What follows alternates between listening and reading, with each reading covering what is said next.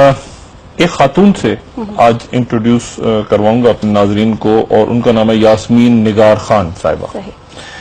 یہ جو یاسمین نگار خان صاحبہ ہیں، یہ 45 سال تعلق ہیں، خاتون محترمہ، اور یہ اس وقت کلکتہ میں رہتی ہیں، اور یہ کلکتہ میں رہتی ہیں، اور یہ خان عبدالغفار خان کی پڑپوتی ہیں، گریٹ گرینڈ ڈاٹر، 45 سال ان کی عمر ہے۔ اور یہ جو میں نے پہلے بات کی تھی نا کہ یہ چند دنوں میں پختونستان کا اور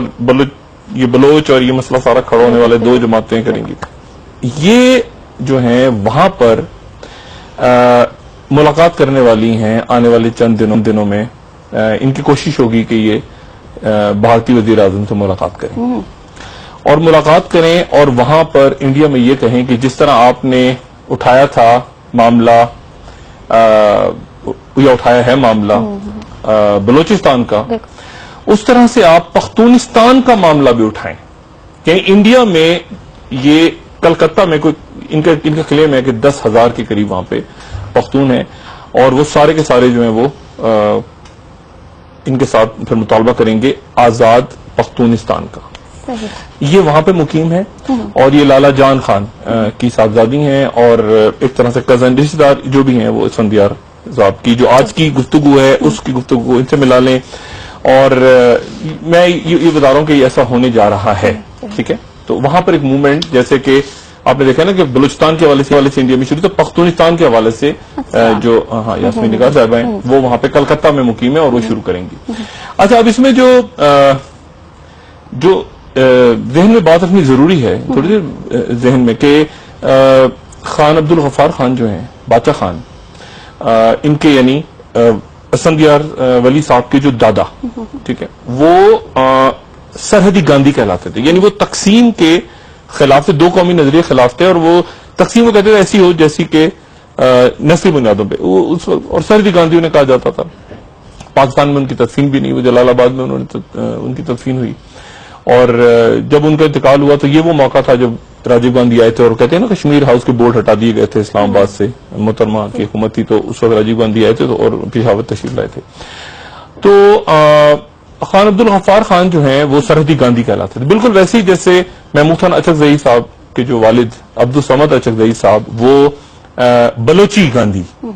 ٹھیک ہے نا، کیوں وہ بھی کہتے تھے کہ یعنی وہ بھی اس طرح سے جو آزاد ہوا پاکستان اور اس طرح بنا اس کے خلاف تھے،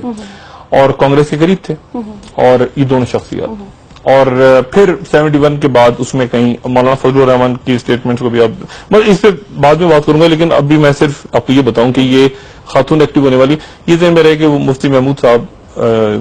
جو مولانا فضل الرحمان صاحب کے والد جمعیت علماء اسلام کے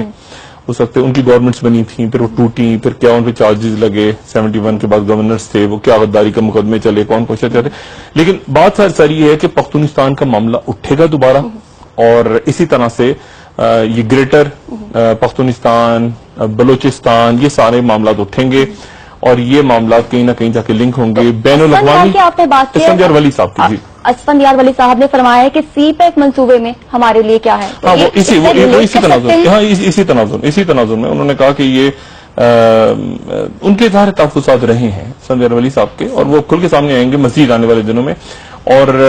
یہ کالا باغ ڈیم کے اوپر بھی ان کے بہت زیادہ تحفظات رہے ہیں، وہ سارے، تو وہ ساری بات کریں گے آنے والے دنوں میں۔ لیکن میں سے بھی بات کر رہا ہوں کہ یہ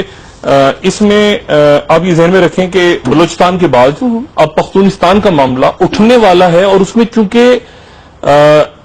اب مطالبہ مودی صاحب سے ہوگا ان خاتون کے ذریعے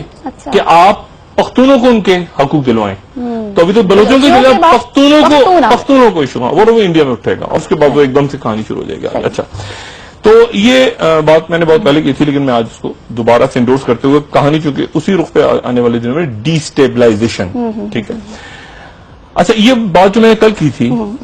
چلیں ایم کیو ایم کے اوپر بات کر لیتے ہیں، ایم کیو ایم پہ آتے ہیں۔